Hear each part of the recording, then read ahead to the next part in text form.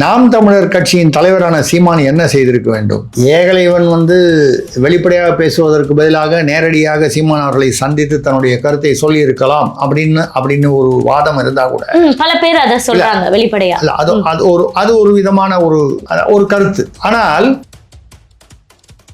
இப்போ நீங்கள் சொல்கிற முத்துப்பாண்டி, அவர் மு களஞ்சியம் அவர்கள், கார்ட்டூனிஸ்ட் பாலா, இவர்கள் எல்லாருமே பெரிய நெருக்கமான நட்பு வளையம்னு சொல்ல மாட்டேன். ஒருவருக்கொருவர் அவர்களை பற்றி எனக்கு தெரியும், என்னை பற்றி அவருக்கு தெரியும். நான் அவர்களை சந்தித்து இருக்கிறேன், ஆங்காங்கு உரையாடி இருக்கிறேன். எனக்கு தெரிந்தவரை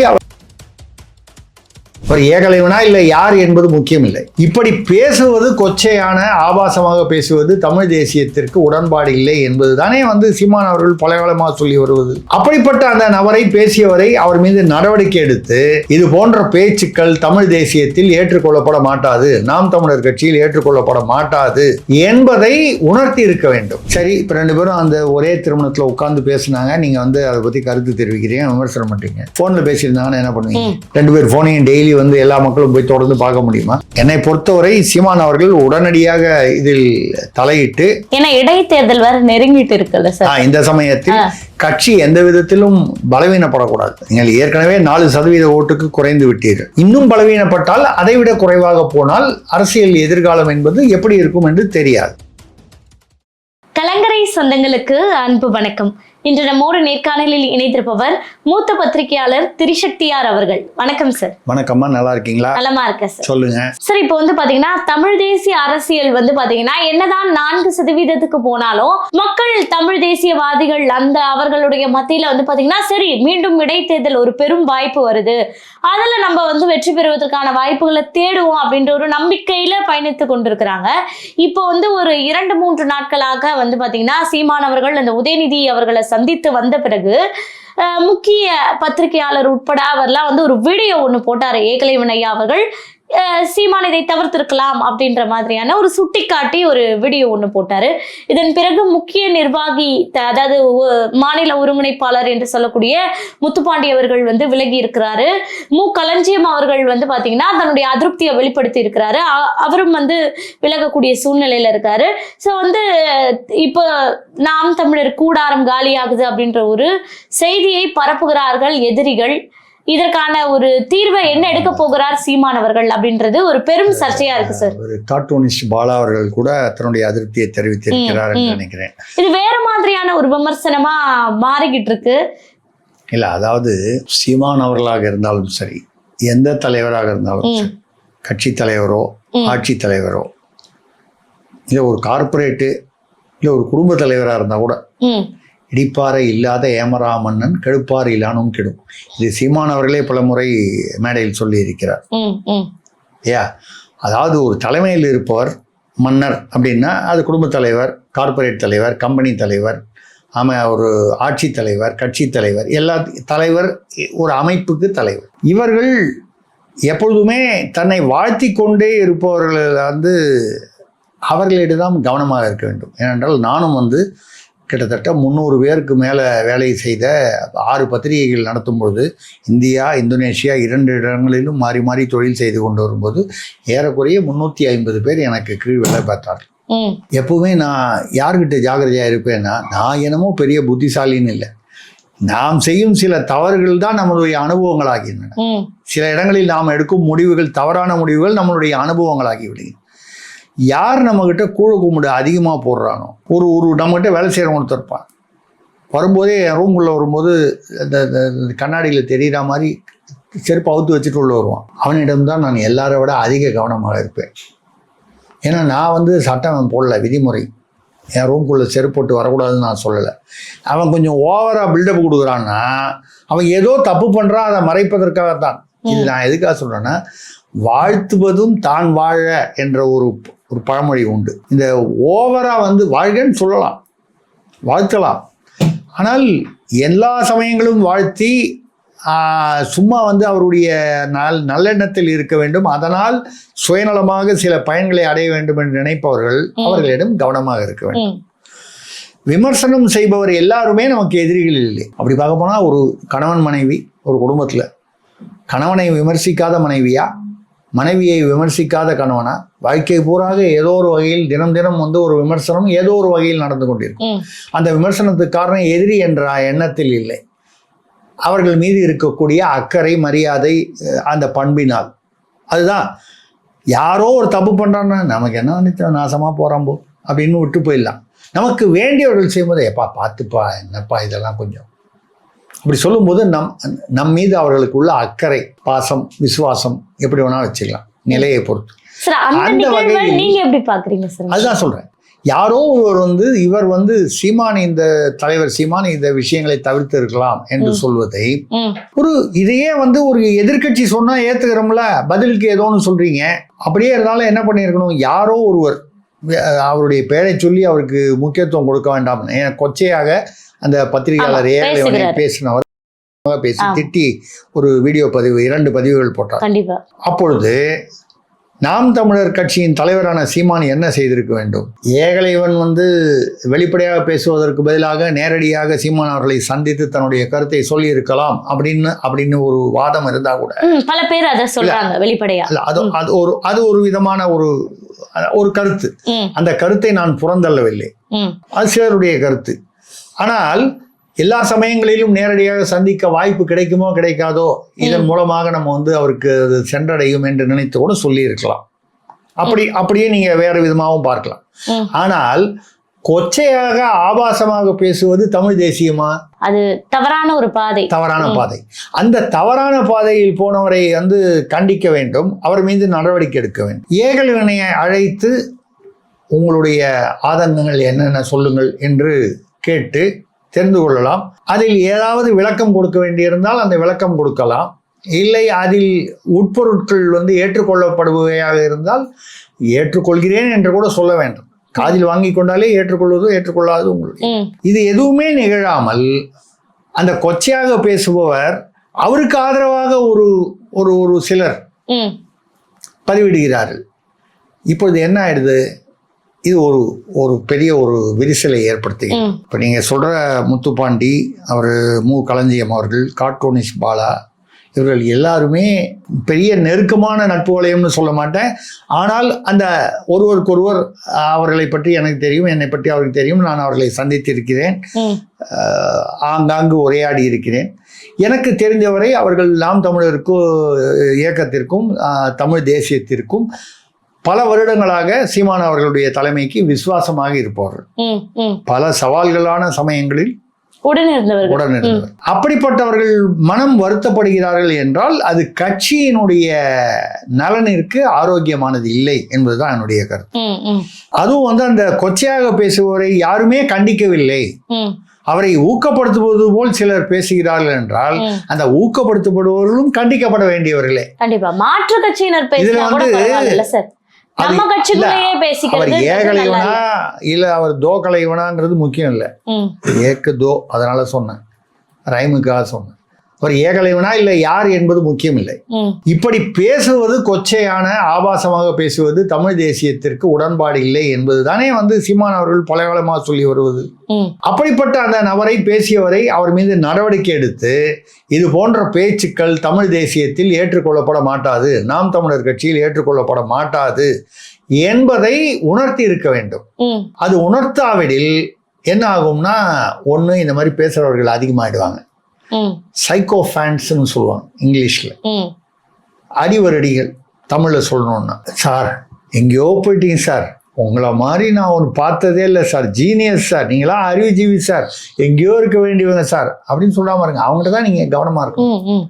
அது ஆதரிக்கிறேன்ற பேர்ல அசிங்கப்படுத்திக்கிட்டு இருக்கிற ஒரு சூழ்நிலையை ஏற்படுத்துறாங்க. ஆதரவு போல நடிப்பார்கள், வெளியே வந்து இவர்களால் உங்களுக்கு ஏற்படக்கூடிய அவமானங்கள் அதிகமாக இருக்கும். அதாவது கூட இருந்தே குழி பறிக்கக்கூடியவர்களிடம் கவனமாக இருக்க வேண்டும். நம்ம யார் குழி பறிக்கிறாங்க நம்ம சொல்ல விரும்பல, அவருடைய உள்கட்சி விவகாரம். நான் நாம் தமிழர் கட்சியை சேர்ந்தவனும் இல்லை. சில பேர் சொல்லுவாங்க இவர் சீமானுக்கு சொம்புன்னெலாம் வந்து சில பேர் கமெண்ட்ல போடுவாங்க. அப்படிலாம் ஒன்றும் இல்லை. சீமானோட கருத்தியல் சரியாக இருக்கும் பொழுது அவரிடம் அந்த கருத்தை ஏற்றுக்கொண்டு நான் பாராட்டி இருக்கிறேன். வேறு சில தருணங்களில் அவருடைய கருத்துக்களில் வந்து ஒரு தவறுகள் இருக்கும் பொழுது இதிலேயே, அதாவது நிகழ்ச்சிகளிலேயே, உதாரணமாக அந்த கோவை பாட்ஷா அவரை அப்பா என்று அவர் அழைத்த போது நான் பல நிகழ்வுகளில் வெளிப்படையாக பேசியிருக்கிறேன் அது தவறு என்று. ஏனென்றால் கோவை பாட்சா மீது எனக்கு ஒன்றும் தனிப்பட்ட விரோதம் மத ரீதியாகவோ வேறு விதமாகவோ இல்லை. ஆனால் 58 அப்பாவிகள் குழந்தைகள் உட்பட மருத்துவமனையில் இருந்த நோயாளிகள் உட்பட வெடிகுண்டு அதை தீவிரவாதம் செய்தவர், அதற்காக நிரூபணமாய் தண்டனை பெற்றவர். அவரை நீங்கள் சொந்தம் கொண்டாடும் பொழுது நீங்கள் இஸ்லாமியர்களை சொந்தம் கொண்டாடுவதாக நினைக்க மாட்டார்கள். தீவிரவாதத்தை சொந்தம் கொண்டாடுவதாக இஸ்லாமியர்களில் நேர்மையானவர்களில் நிச்சயமாக நினைப்பார்கள். அந்த வகையில் சீமான் அவர்கள் அந்த விஷயத்தில் பேசியது தவறு என்று வெளிப்படையாகவும் சொல்லியிருக்கிறேன், அவரை சந்தித்த போதும் சொல்லியிருக்கிறேன். ஏன்னால் என்னை பொறுத்தவரை நான் அவரிடம் எதையும் எதிர்பார்க்கவில்லை. அவருடைய கருத்தியல் நன்றாக இருக்கிறது, சில கருத்துக்கள் நியாயமாக இருக்கிறது என்றால் அதையும் பாராட்டி இருக்கிறேன். தவறு என்று நினைக்கும் பொழுது அதையும் சுட்டி காட்டியிருக்கிறேன். இதே தான் இப்போ பிஜேபி சங்கின்னு சொல்லுவாங்க. என்ன பிஜேபியில் தவறு செய்யாதான் அந்த மத்திய பிரதேசத்தில் யாரோ ஒரு எம்பி ஒரு பெண்ணை கற்பழித்து விட்டார், பாலியல் வன்முறை செய்து விட்டார், அவரை நான் முதல்ல அவருக்கு பிடிச்சி உள்ள போகணும்னு தான் சொல்லுவேன். பிஜேபின்றதுனால அவருக்கு என்ன மோடோ சோட்டணும்னு சொல்லுவோமா? நீங்க இந்த நிகழ்வு எப்படி பாக்குறீங்க சார்? அதாவது அந்த மேடையில அவங்க இருவரும் சந்திச்சது அப்படின்றது ஒரு மாண்பாக பாக்குறீங்களா, இல்ல அதை எப்படி பாக்குறீங்க? யார் 2 பேரு? சீமான் அவர்களும் உதயநிதி அவர்களும் சந்தித்து கொண்ட அந்த நிகழ்வு. அதை நான் ஒரு பெரிய ஒரு நிகழ்வா 2 விஷயம். அதில் ஒரு காலத்தில் ஜெயலலிதா ஒரு அம்மையார் ஜெயலலிதா, கலைஞர் கருணாநிதி இவங்க எதிரெதிர் துருவங்களாக ஆட்சியில் கட்சி அரசியல் நடத்திய பொழுது அப்போ என்ன பண்ணுவாங்கன்னா திமுக அதிமுககாரங்க ஒரே திருமணத்துக்கு பொதுவான ஒரு நண்பர் திருமணத்துக்கோ இங்கே உறவுகள் போகும்போதோ பார்த்தீங்கன்னா திமுககாரங்க குடும்பத்தில் அதிமுககாரங்க சொந்தம் பண்ணுவாங்க. ஏன்னா இதுக்காக பொண்ணு எடுக்கிறத நிறுத்த மாட்டாங்க, வேறு காரணங்களுக்காக உள்ளது. அது மாதிரி வரும்போது பொதுவான நிகழ்ச்சிகளுக்கு போகும்போது இங்கே திமுக அந்த முதலமைச்சரோ அமைச்சரோ இல்லை முக்கிய பிரமுகர்களோ அவங்க போனதுக்கப்புறம் ஒரு அரை மணி நேரம் பொறுத்து இவர்கள் போவார்கள், முன்னாலேயோ பின்னாலேயோ போவார்கள். இது அனாவசிய ஒரு யூகங்களுக்கு இடம் கொடுக்க வேண்டாம் என்ற அர்த்தத்தில் தான். நேரம் 2 பேர் சந்திச்சுட்டாங்க. இப்போ அப்படி நான் கூட உதாரணம் பல இடங்களில் சொல்லியிருக்கேன். சுதந்திர தின விழா, குடியரசு விழாலாம் வரும்பொழுது இப்போ பிரதமர் மோடி இப்பொழுது பிரதமராக இருப்பதால் அந்த உதாரணம் சொல்லி, முன்னால் மன்மோகன் சிங் தான் அதே உதாரணம். பிரதமர் மோடி பாஜகவை சேர்ந்தவர், பாஜக தலைவர். சோனியா காந்தி அவர்கள் காங்கிரஸ் தலைவர், எதிர்கட்சி. ஒருவர் கடுமையாக விமர்சித்துக் கொள்வார், ராகுல் காந்தி அல்லது சோனியா. இதில் அவர்கள் எதிர்கட்சி தலைவர் என்ற முறையில் சில விழாக்களில், சுதந்திர தின விழா, குடியரசு விழா, பொது விழாக்களில் சந்தித்துக் கொள்ளலாம். சந்தித்துக் கொள்ளும்போது பரஸ்பரம் வணக்கம் தெரிவித்துக் கொள்கிறார். வணக்கம் தெரிவித்துக் கொண்டதால் இவர்கள் 2 பேரும் கூட்டணி வைக்க போறாங்கன்னு அர்த்தம் இல்லை. அது ஒரு அடிப்படை மரியாதை. அந்த வகையில் அவர் உதயநிதி ஒரே திருமணத்தில் அருகில் அமர்ந்து கொண்டது எனக்கு ஒன்றும் பெரிய தவறாக தெரியவில்லை. சிரித்து பேசிக்கொண்டிருந்தார். என்ன எதிர்கட்சினா ஒன்று இது ஆளை பார்த்த உடனே 2 பேரும் ஆளுக்கு ஒரு கத்தி எடுத்துட்டு சண்டை போடணுமா? அப்படிதான் அரசியலா? அது அநாகரிக அரசியல். கருத்துக்களில் மோதல் இருக்கலாம், நேரடியாக வாள் எடுத்து இது என்ன அந்த காலத்து மன்னர் பரம்பரை ஆட்சியா? சேர சோழருக்குள்ள சண்டை, சோழர் பாண்டியருக்குள்ள சண்டை, பாண்டியருக்கும் கலப்பரருக்கும் சண்டை, இப்படிலாம் பேசக்கூடிய அளவுக்கு அந்த மாதிரியா? இல்லையே, நேரடியாக சந்தித்தார்கள், மரியாதை நிமித்தம் பேசிக்கொண்டார்கள். என்ன பேசிக்கொண்டார்கள் நமக்கு தெரியாது. 2 பேருமே அதை பற்றி சொல்லலை. ஒரு கால் இல்லை பொது வேட்பாளராக அறிவிக்க சொல்லி இவர் கோரியிருப்பார், அவர் ஏற்றுக்கொண்டிருப்பார், இல்லை அதை பற்றி பேசியிருப்பார். ஏன் பேசினாலும் என்ன, பேசக்கூடாது. சரி, இப்போ 2 பேரும் அந்த ஒரே திருமணத்தில் உட்காந்து பேசினாங்க, நீங்கள் அதை பற்றி கருத்து தெரிவிக்கிறீங்க, விமர்சனம் பண்ணுறீங்க. ஃபோனில் பேசியிருந்தாங்கன்னா என்ன பண்ணுவீங்க? 2 பேர் ஃபோனையும் டெய்லி எல்லா மக்களும் போய் தொடர்ந்து பார்க்க முடியுமா? கண்டிப்பா ஏதோ ஒரு டீலிங்ல உள்ளவங்க நேரடியா பண்ணணும்னு அவசியமே இல்லை. உண்மையிலேயே அப்படி ஒரு டீலிங் பண்றாங்கன்னா அது நேரடியா பண்ணாம ஆட்கள் மூலமாக பண்ணுவதுதான் அரசியல் மரபு. அப்போ இந்த நிகழ்வு பக்கத்தில் உட்கார்ந்து அவர் சந்தித்ததுனால அவர் உடனே திமுக பக்கம் இணைந்து விட்டார் என்றோ, அவருடைய கருத்தில் கொள்கையில் மாறுபடுவார் என்றோ, உடனே உதயநிதியம் சீமானை அரவணைத்து கொண்டு விடுவார், நாம் தமிழர் கட்சியை இப்போ கூட்டணிக்கு ஆளே இல்லைன்றதெல்லாம் நாம் தமிழர் கூட்டணி அவரும் வச்சுப்பாருன்னா இவரையும் ஏற்றுக்கொள்வார். இதெல்லாம் என்னை பொறுத்தவரை அதிகப்படியான யூகங்கள். சந்தித்தார்கள், அப்படிதான் சிரிச்சு தான் பேசுவாங்க. இப்போ ஸ்டாலின் அவர்களும் விஜய் அவர்களும் ஒரே இடத்துல சந்திச்சாங்கன்னா திட்டிப்பாங்கன்னு நினைக்கிறீங்க? சிரிச்சு தான் பேசுவாங்க, வணக்கம் சொல்லுவாங்க, அவரும் பதிலுக்கு வணக்கம் சொல்லுவார். அந்த பக்கம் போனதுக்கப்புறம் இவர் ஒரு கருத்து சொல்லுவார், அவர் ஒரு கருத்து. இது இயல்பான விஷயம். இதை வந்து நீங்கள் பெரிதுபடுத்தி அது ஒரு பெரிய அதற்கு ஒரு அனர்த்தம் கற்பிப்பது வந்து அவசியமற்றது. இது வந்து நான் வந்து பிரதமர் சோனியா அவர்கள் லெவலில் சொல்றது காரணம் என்னன்னா, இது மாநிலங்கள் தாண்டி தேசிய அரசியலோ மாநில அரசியலோ இப்படிதான் அது. இன்னொன்று பார்த்தீங்கன்னா, எல்லா அரசியல்வாதிகளுமே திமுக எதிர்பார்க்காங்க, திடீர்னு அதிமுகலேருந்து திமுகவுக்கு வராங்க, திமுகலேருந்து அதிமுகவுக்கு வராங்க. என்னைக்கா இருந்தாலும் ஒரு நாளைக்கு நாஞ்சில் மனோகரன் வந்து அவர்கள் மந்திரியாக இருந்தார். அவர் அப்போது ஒரு பீரியடில் வந்து திமுக விட்டு அதிமுக போயிட்டார் எம்ஜிஆரோட. அப்போது இவர் கலைஞர் கருணாநிதி அவர்கள் வந்து அவர் மந்திரக்கோள் மைனார் ஒரு பெண் அமைச்சர் ஒருத்தர் பேரை சொல்லி அவங்க வீட்டு திண்ணையில் படுத்து கிடந்தவர் அப்படின்னு கொச்சையாக அவரை விமர்சித்தார். அந்த பெண் அமைச்சர் பேரை நான் சொல்ல விரும்பல, வேண்டாம் என்றால் அவங்க இல்லை. இப்போ ஒரு மாதம் சில மாதங்கள் பொறுத்து அவர் திருப்பி திமுக வந்துட்டார். நாஞ்சிலார் அவர் அப்படின்னு சொன்னால் இந்த நாடே அறியும். சில மாதங்களுக்கு முன்னால் மந்திரக்கோள் மைனார் யார் வீட்டு திண்ணையிலேயோ, எந்த பெண்ணின் வீட்டு அரசியல்வாதியின் வீட்டு திண்ணையில் படுத்து கிடந்தவர் அப்படின்னு கொச்சையாக பேச. நான் என்ன சொல்றேன்னா, அப்போ நம்ம வந்து கலைஞருடைய அந்த பேச்சுக்களை விமர்சிக்கிறோம். அம்மையாருக்கு மண்டையில் மாதவிலக்காக இருக்கும்னு இந்திரா காந்தி மதுரை சம்பவத்தை பற்றி சொல்லிட்டு அடுத்த சில மாதங்கள் வந்து நேருவின் மகளை அவர்கள் நிலையான ஆட்சி தருகன்னு இன்னி வரைக்கும் வந்து அதை விமர்சனம் பண்றாங்க. அவர் இறந்து போனதுக்கு அப்புறமும் அந்த கொள்கை வித்தியாசங்களுக்காக, அந்த வேறுபாடுகளுக்காக. இன்றைக்கு வந்து இன்னும் அதாவது காலம் மாறிக்கொண்டே வருகிறது, பரிணாம வளர்ச்சி ஏற்படுகிறது. அப்படி இருக்கும் பொழுது இந்த மாதிரி சின்ன சின்ன விஷயங்கள், அவர் பக்கத்தில் உட்கார்ந்தாரு, இவர் அவரை பார்த்து சிரிச்சாரு, அதனால 2 பேரும் ஒன்றா சேர போகிறாங்க. சிரிக்காமையே ஒன்றா சேரலையா? வைகோ அவர்கள் கலைஞரை வந்து கொடுங்கோலர் கொலைகாரர்னு சொல்லிவிட்டு அந்த கடைசியில் எங்கிட்ட கூப்பிட்டு சத்தியம் வாங்கினார்னு யாராவது நம்புவாங்களா? கொடுங்கோலர் கொலைகாரர்னு அவர் தன்னை பற்றி பேசுகிறவரை கூப்பிட்டு என் பையனை நீ தான் காப்பாற்றணும்னு கருணாநிதி சத்தியம் வாங்கினார்னு வைகோ சொல்கிறார். எப்போ? கருணாநிதி அவர்கள் மறைவிற்கு பிறகு.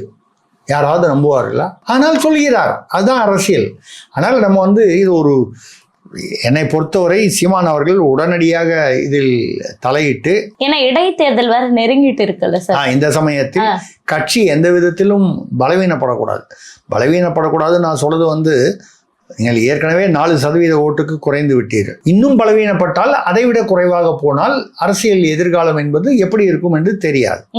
இன்னைக்கு பாருங்க, யாரோ புதுசா தனுஷ் அவர்கள் கொடி அரசியல் பண்ணக்கூடியார்.